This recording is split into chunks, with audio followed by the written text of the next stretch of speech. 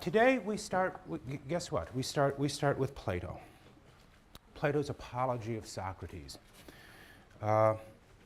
This is the best introductory text to the study of political philosophy. Why? Let me give you two reasons.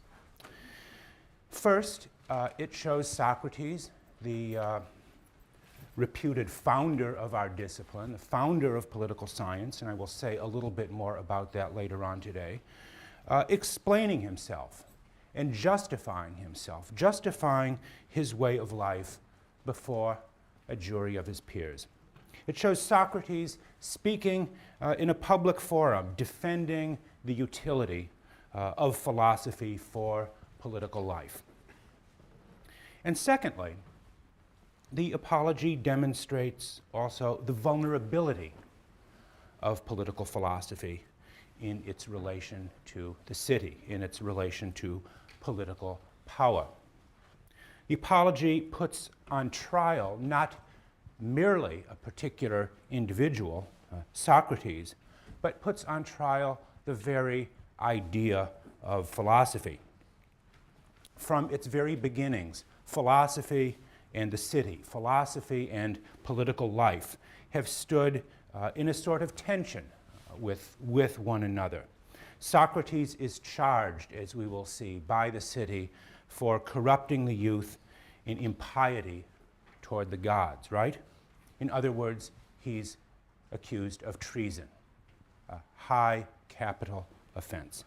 No other work of which I am aware helps us better think through the conflict, I would even say the necessary and inevitable conflict between the freedom of the mind and the requirements of political life. Are these two things, are these two goods, as it were, freedom of mind and political life, are they compatible, or are they necessarily at odds with one another? That seems to me to be, in some ways, the fundamental question that the Apology asks us to consider.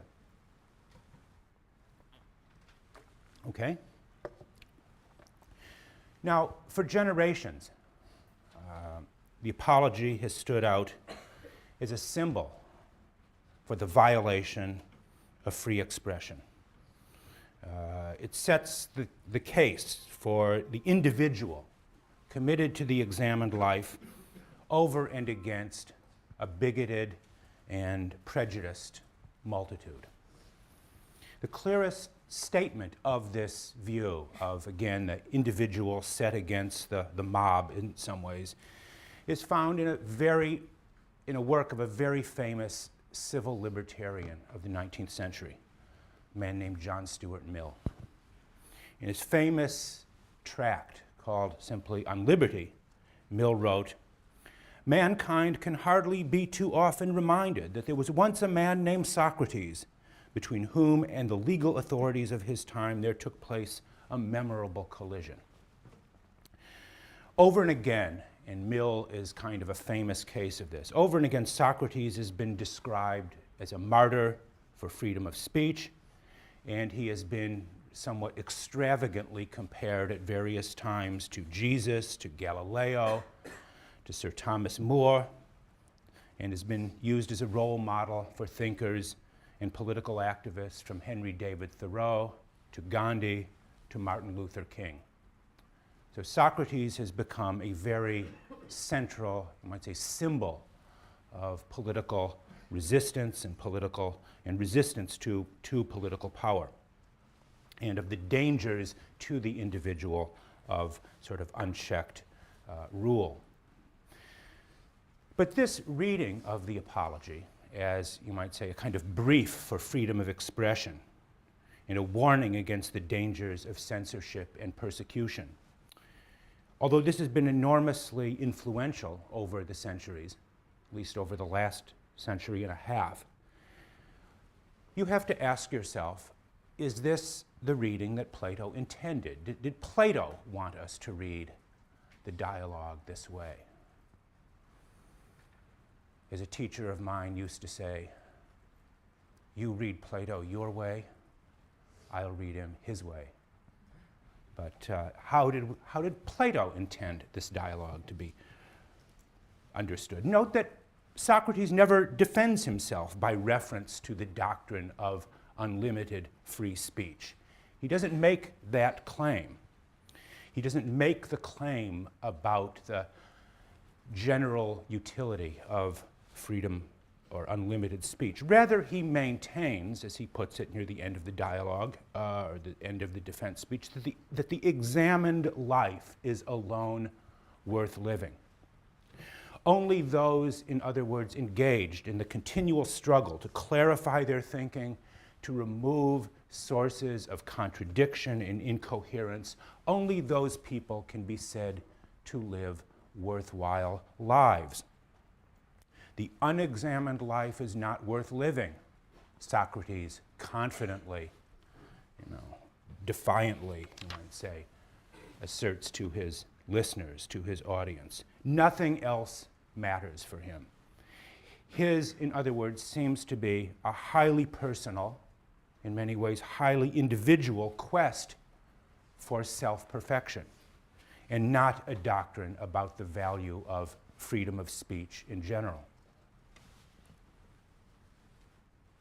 But even though, you might say, Socrates seems to be engaged in, again, this highly personal quest for self-perfection, there is something which one can't avoid, deeply political about the apology and about his teaching. At the heart of the dialogue, or at the heart of this speech, rather, is a quarrel with his accusers over the question, never stated directly perhaps, but over the question of who has the right to educate future citizens and statesmen of the city of Athens. Socrates' defense speech, like every Platonic dialogue, is ultimately a dialogue about education. Who has the right to teach? Who has the right to educate? This is, in many ways, for Socrates, the fundamental political question of all times. It is the question of, really, who governs? Or maybe put another way, who should govern? Who ought to govern? Remember also that the city that brought Socrates to trial was not just any city. It was a peculiar kind of city. It was Athens. And Athens was, until only fairly recent times in human history, the most famous democracy that ever existed. I say fairly recent times until, the American democracy, but it was until at least the 18th or 19th century, the most famous democracy that ever existed. The speech of Socrates before the jury is perhaps the most famous attempt to put democracy itself on trial. It is not merely Socrates who is on trial. Socrates intends to put the democracy of Athens itself on trial. Not only does the apology to force Socrates to defend himself before the city of Athens, but Socrates puts the city of Athens on trial and makes it defend itself before the high court of philosophy. So the ensuing debate within the dialogue can be read as a struggle, again, over who has title to rule. Is it the people? Is it the court of Athens, the demos, to use the Greek word for the people? Or is it Socrates, the philosopher king, who should be vested with ultimate political authority? That is, of course, the question that's taken up in a very vivid way, much more explicit way, in the Republic. But it runs throughout the Apology. And you can't really understand the Apology unless you see that that is the question that Socrates is posing throughout. Yes? Mm-hmm. You with me? Yeah? Go ahead. Okay.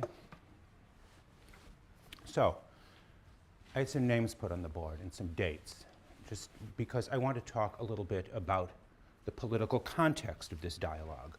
One can, of course, read, there's nothing wrong with reading the Apology, again, as a kind of enduring symbol of the plight of the, you might say, the just individual confronted with an unjust mob or an unjust political rule.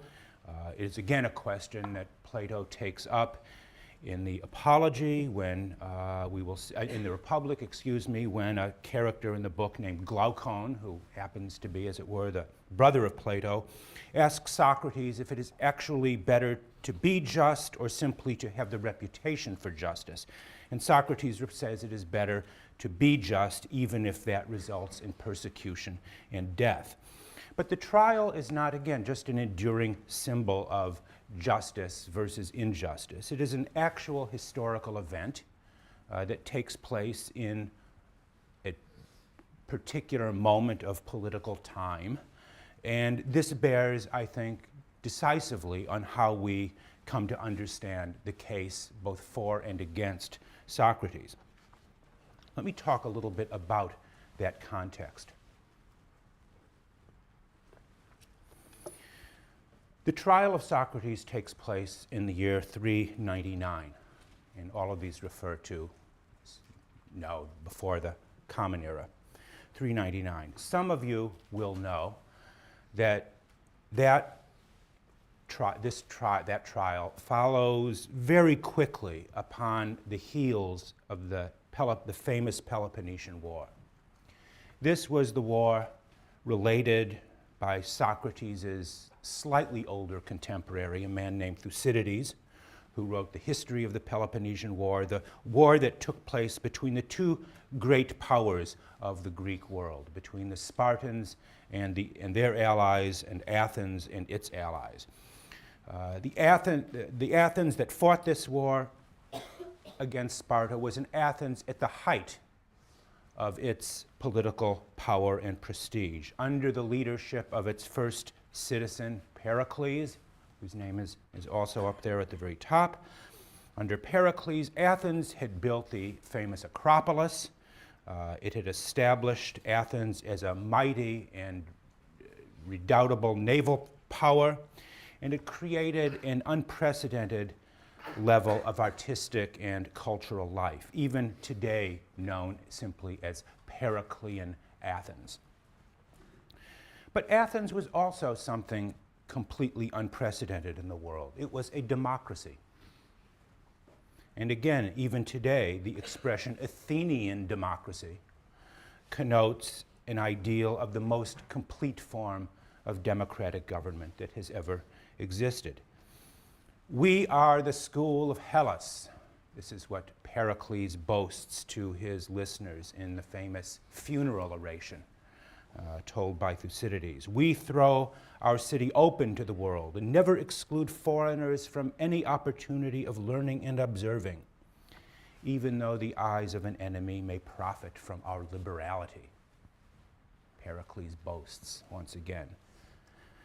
The question maybe you want to ask about this is, how could the world's first, freest, and most open society sentence to death a man who spoke freely about his own ignorance and professed to care for nothing so much as virtue and human excellence?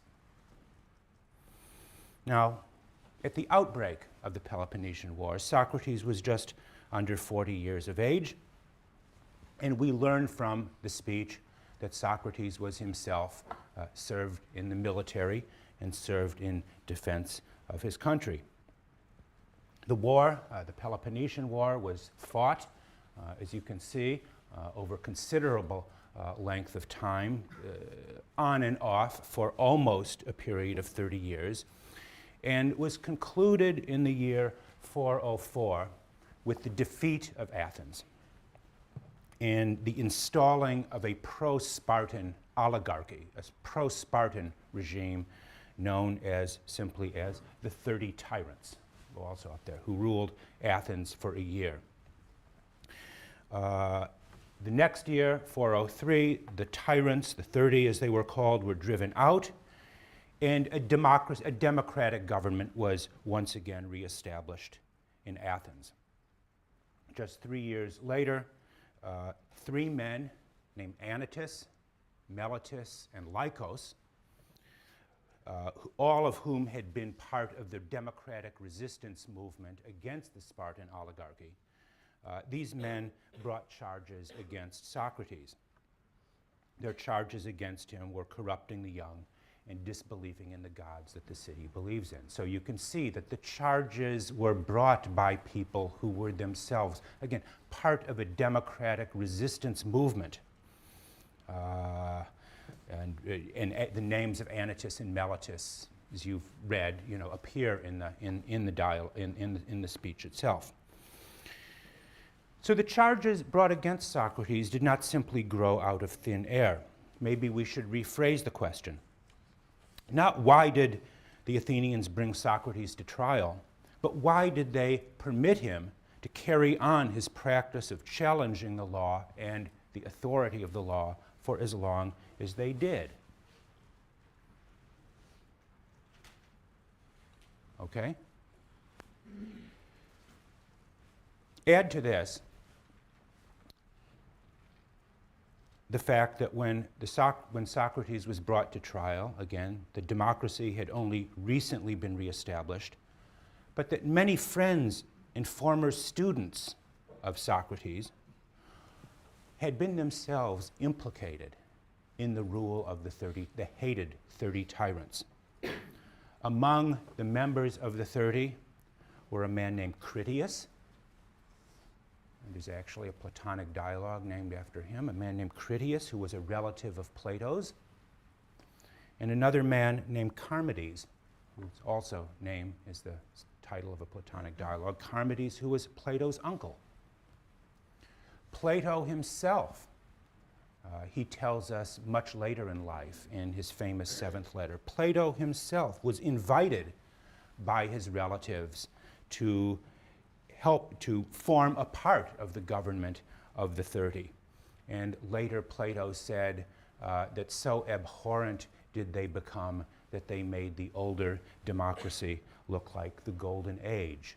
So the point I'm suggesting is that many of Socrates' students and associates, including Plato himself, had some connection with this oligarchical government that had ruled Athens for a brief time. And Socrates was himself not above suspicion. You often, don't we, even today, yes, we often judge teachers by their students, by the company they keep. Yes? Don't we? No one is above suspicion. Socrates himself had been a close associate of a man named Alcibiades, probably the most prominent Athenian in the generation after Pericles. Alcibiades was the man who engineered the disastrous Sicilian expedition and later ended his life as a defector going to Sparta. His complex relationship with Socrates is, by the way, recounted in the drunken speech that Alcibiades gives in Plato's Dialogue Symposium. So you can see that the trial of Socrates, the little speech that you have read, takes place in the shadow of military defeat, of resistance, of conspiracy, and betrayal. Socrates was 70 years old at the time of the trial. So this was a highly charged political environment, far more volatile than, for example, the kind of partisan quarrels we see today in our republic. I hope. Yeah. Okay? So let me talk about the accusations. Let me move from the political context of the speech to the accusations. And I say accusations because there are, as you read, if you read closely, you will see there were actually two sets of accusations leveled against Socrates. Early in the speech, Socrates claims that his current accusers, Anytus and Meletus, again, the democratic resistance fighters, have brought charges against, the charges they have brought against him are themselves the descendants of an earlier generation of accusers who were responsible for, he claims, maligning and creating an unfavorable prejudice against Socrates. These charges are not new, he tells the jury, and many members of the jury, he says, will have formed an unfavorable opinion about him. This was the day before there were intense forms of jury selection where they would ask people, do you have a view of the case? Many of the jurors would have known Socrates, or certainly would have heard of him, and he says would have had already an unfavorable opinion formed about him by this earlier generation of accusers. Reference he makes to a comic poet. Yes, a comic poet. An unequivocal reference to the playwright Aristophanes, whose name I've had put up on the board. Aristophanes is the one who created the original or the initial prejudice against Socrates. What was that prejudice that Aristophanes, this comic poet, had created? The allusion to Aristophanes and the comic poet is a part of what Plato calls in Book 10 of the Republic, the old quarrel between philosophy and poetry. This quarrel is a staple of Plato's dialogues. It is a central theme not only of the symposium, in which Aristophanes and Socrates are actually shown at the same dinner table with one another, but it is also a key feature of the Republic, which we will be reading in a week, where Socrates offers an elaborate proposal for the censorship and control of poetry if it is to be made compatible with the demands of political justice. In fact, in a way, you cannot understand the Republic unless you understand the poetic backdrop to it and Socrates' long-standing engagement with the poetic tradition, and this back and forth between himself and the man he calls this comic poet. The core of this quarrel between the philosopher and the poet, between Socrates and Aristophanes, it's not just an aesthetic judgment, or it is not simply an aesthetic quarrel. It is, again, deeply political, or at least has something very political about it. It gets to the essence of the question of who is best equipped to educate future generations of citizens and civic leaders. Are the philosophers or are the poets, you might say, the true legislators for mankind, if you want to use Shelley's favorite, Shelley's dictum? Which one legislates for mankind? At the time of Socrates, the Greeks already had a centuries-long tradition of poetic education, going back centuries to the time of Homer and Hesiod, that set out certain exemplary models of heroic virtue and civic life. The Homeric epics were to the Greek world what the Bible is to our world.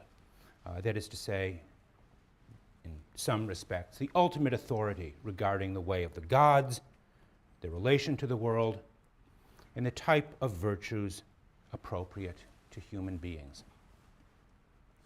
The virtues endorsed by the poetic tradition, of which Aristophanes is the great representative here, the great inheritor and representative. The virtues of this tradition were the virtues of a warrior culture, of a people, of warlike peoples and men at war. These were the qualities that had guided the Greeks for centuries and contributed to their rise to power. It contributed to Athens as well as Sparta's rise to greatness from a small, dispersed people to a great world power, and again allowed them to achieve a level of artistic, intellectual, and political accomplishment akin to Renaissance Florence, Elizabethan England, and Goethe's Weimar. So what is at stake in this quarrel between Socrates and the poets, between Socrates and the poetic tradition that he alludes to? First, Socrates' manner of teaching. is markedly different from the poets, right? Does anyone know here the opening line of the Iliad, Homer's Iliad? Does anyone know the first line? You want to remember that from high school? What? Well, rage. Right, but I mean, sing, goddess, the wrath of Achilles, right? Sing, goddess, the wrath of Achilles. The poets are oracular, right? They call on gods and goddesses to inspire them with song, to fill them with inspiration, to tell stories of people with superhuman strength and courage and anger, okay? By contrast, you could say, the method of Socrates is not oracular. It is not storytelling. It is conversational. It is argumentative, if you want to use the word he applies to it. It is dialectical. Socrates makes arguments, and he wants others to engage with him to discover which argument can best withstand the test of rational scrutiny and debate. There are no arguments in Homer's Iliad or Odyssey. You hear strong and compelling stories, no arguments. Socrates makes, in other words, continual questioning and not the telling of stories and the recitation of verses, the essence of this new political education. He questions the methods of teaching of the poets. But secondly, again, Homer and the poets sing the virtues of men at war. Socrates wants to replace the warrior citizen with a new kind of citizen, a whole new set, you might say, of citizen virtues. The new Socratic citizen, let's call him that for a moment, the new Socratic citizen may have some features in common with the older Homeric warrior, but Socrates ultimately wants to replace military combat with a new kind of, you might say, call it verbal facility, verbal combat, in which, again, the person with the best argument is declared to be victorious. The person with the best argument, let the best argument prevail. The famed Socratic method of argumentation is basically all that remains of the older pre-Socratic culture of struggle and combat. The new Socratic citizen is to be trained in the art of argument and dialectic, and we will talk a little later about what that means. So,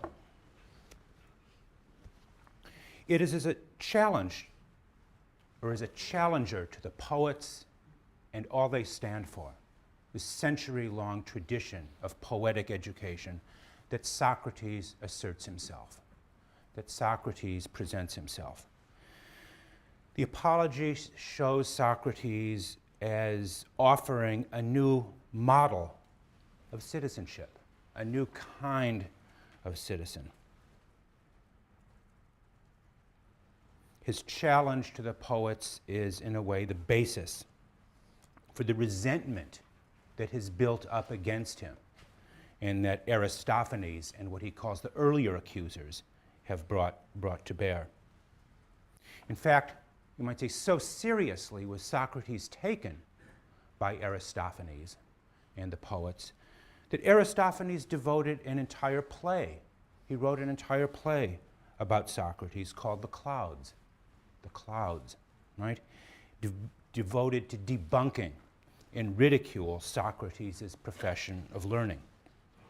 Aristophanes' play, sometimes it's even included in certain editions of the book you're reading, like this one. It has the edition of the Aristophanes' Clouds in it, along with the Apology and Crito.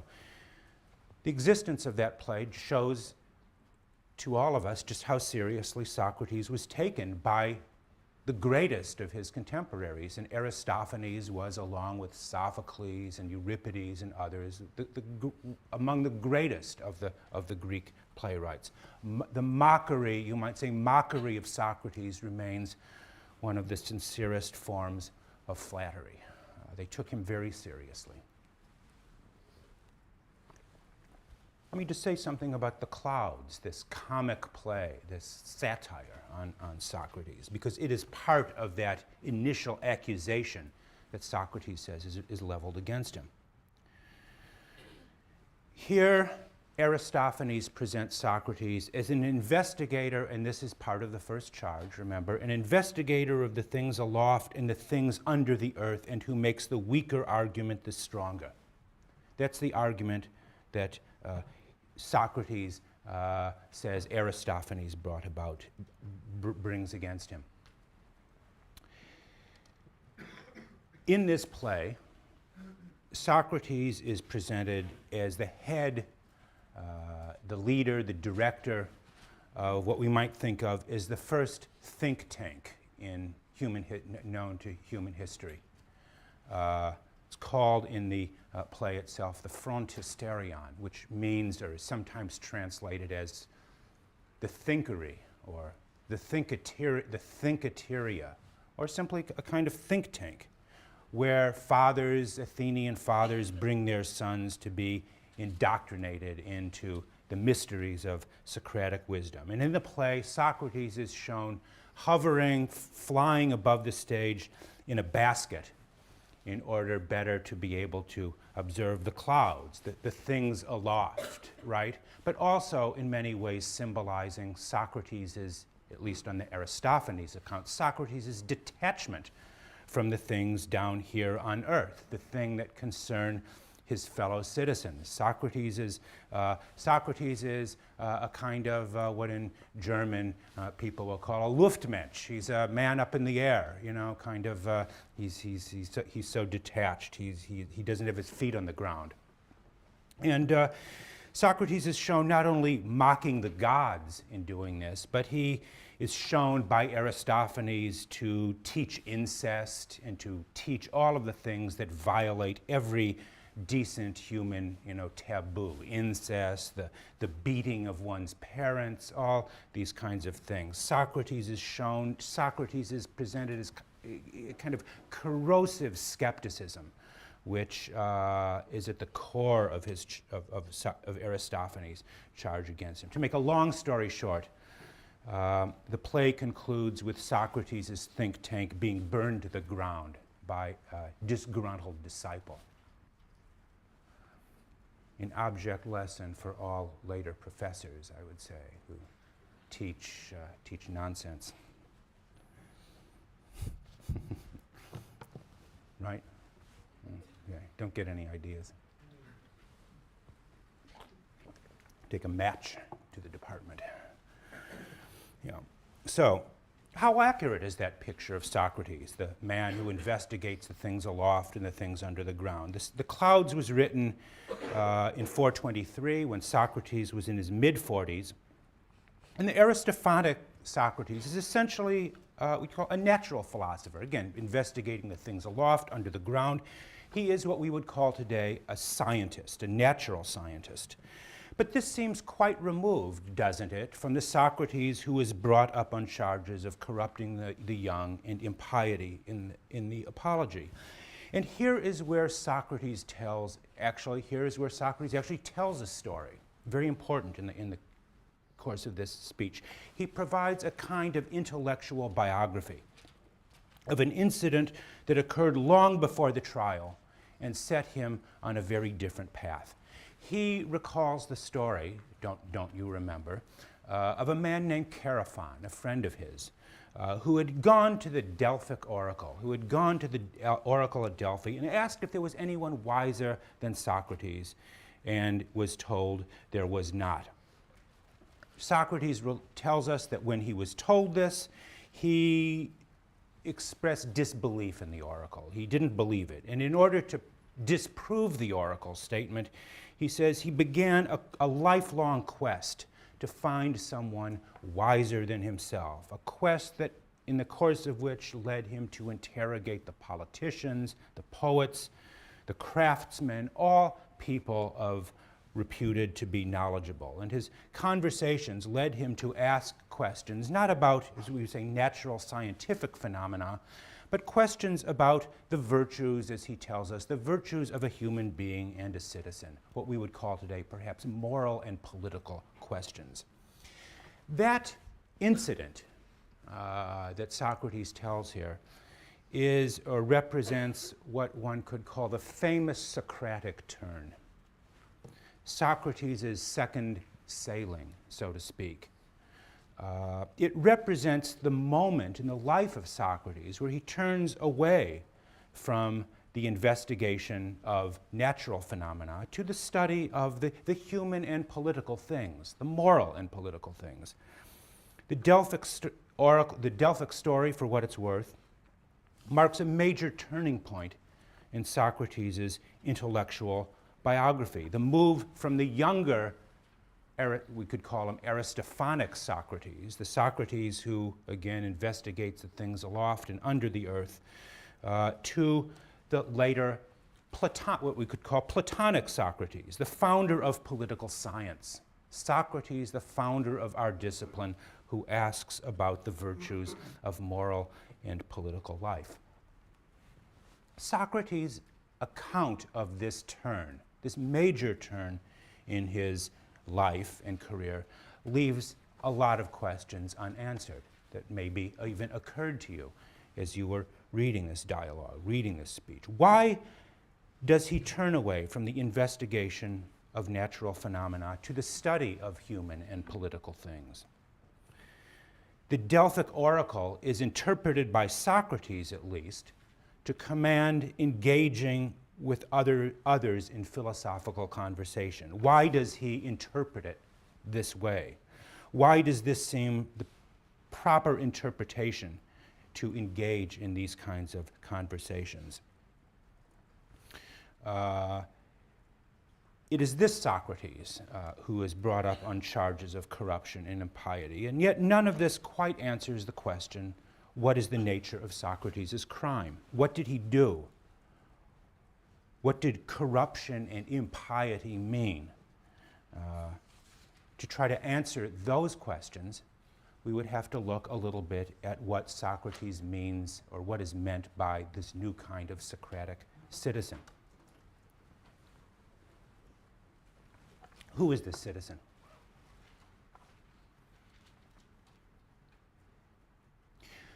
The charges brought against Socrates by Anytus and Meletus, we see, are not the same exactly as those brought against him by Aristophanes, the comic poet. Anytus and Meletus talk about impiety and corruption, not investigating the things aloft and making the weaker argument the stronger. What do these terms mean, impiety and corruption? In what sense are these civic offenses? What could impiety have meant to his audience and his contemporary? At a minimum, we would think the charge of impiety suggests disrespect of the gods. Impiety need not be the same thing as atheism, although Meletus confuses the two, but it does suggest irreverence, even blasphemy, toward the things that a society cares most deeply about. Yes? To be impious is to disrespect those things a person or a society cares most deeply about. When people today, for example, refer to flag burning as a desecration, as desecrating the flag, they are speaking the language of impiety, right? They are speaking the language of some kind of religious or quasi-religious desecration. Meletus, whose name in Greek actually means care, accuses Socrates of not caring properly for the things that his fellow citizens care about. So the question is, what does Socrates care about? What does he care about? Consider the following. Every society, which we know, operates within the medium of belief or faith of some kind. Take our founding documents, the Declaration of Independence, the Constitution. All men are created equal, that we are endowed with inalienable rights, that all government, legitimate government, grows out of consent, and the like. These beliefs form something like a kind of national creed, you might say, American national creed, what it means to be an American and not someone else. Yet how many people could give a kind of reasoned account of what makes these beliefs true, of what grounds these beliefs? Most of us, most of the time, hold these beliefs as a matter of faith, as a matter of belief. We have learned about them because we have learned about them from childhood, because they were written by Thomas Jefferson or some other reputed high authority. To question those beliefs would seem to exhibit a kind of lack of civic faith, faith in our ruling opinions. In short, you might say a lack of civic piety or respect. Socrates clearly believes that piety or faith is the natural condition of the citizen. Every society, no matter of what kind, requires a kind of faith in its ruling principles and its fundamental beliefs. But belief seems to be threatened from at least two sources. One is simple disbelief or unbelief, a kind of just sort of rejection of ruling opinion simply because you don't like it of some kind. You know, when you see the bumper sticker on the car, question authority, just kind of rejection of ruling opinion. But the other source of conflict with ruling opinion is from philosophy. Philosophy is not the same thing as simple disbelief or rejection, but the two can be easily confused. Philosophy grows out of a desire to replace opinion with knowledge, opinion or belief with reason. For philosophy, it is not enough simply to hold a belief on faith, but one must be able to give a rational account, a reasoned account for one's belief. Its goal, again, is to replace civic faith with rational knowledge. And therefore, philosophy is necessarily at odds with belief and with this kind of civic faith. The citizen may accept certain beliefs on faith because he or she is attached to a particular kind of political order or regime. But for the philosopher, this is never enough. For the philosopher seeks to judge those beliefs in the light of true standards, in the light of what is always and everywhere true, as a quest for knowledge. There is a necessary and inevitable tension between philosophy and belief, or to put it another way, between philosophy and the civic pieties that hold the city together. From this point of view, I want to say, Socrates, or we could ask, was Socrates guilty of impiety? On the face of it, the answer to that seems yes. Socrates does not care about the same thing his fellow citizens care about. His opening words to the jury seem to convey this. I, he says, am simply foreign to the manner of speech here. This seems to be a statement of his alienation or disaffection from the concerns of his fellow Athenians. I know nothing about what you do or what you care about. Yet it certainly doesn't seem right to say that Socrates does not care at all. He claims to care deeply, perhaps more deeply than anyone has ever cared around him, before or since. And among the things he cares deeply about, he says, is this calling to do nothing, as he says, to do nothing but persuade you, both younger and older, not to care for bodies and money, but how your soul will be in the best possible condition. That concern with the state of one's soul, he tells the jury, has led him not only to impoverish himself, but to turn himself away from the public business, from the things that concern the city, to the pursuit of private virtue. And here are the words of his that I want to leave you with today from section 31D of the Apology. Socrates writes, "This is what opposes my political activity, and its opposition seems to me to be altogether noble. For know well, men of Athens, if I had long ago attempted to be politically active, I would long ago have perished, and I would have benefited neither you nor myself. Now, do not be vexed with me when I speak the truth. For there is no human being who will preserve his life if he genuinely opposes either you or any other multitude and prevents many unjust and unlawful things from happening in the city. Rather, he says, if someone who really fights for justice is going to preserve himself, even for a short time, it is necessary for him to lead a private rather than a public life. Think about that. If someone who really fights for justice is going to preserve himself, it is necessary for him to lead a private, not a public life. How are we to understand Socrates' his claim that the pursuit of justice requires him to turn away from public to private life? What is this new kind of citizen, again, concerned with this kind of private virtue? This concern for the virtue of one's soul? That's the question I want us to consider again for next week as we finish the apology and move our way up to the Crito. Okay? We'll do that for next week.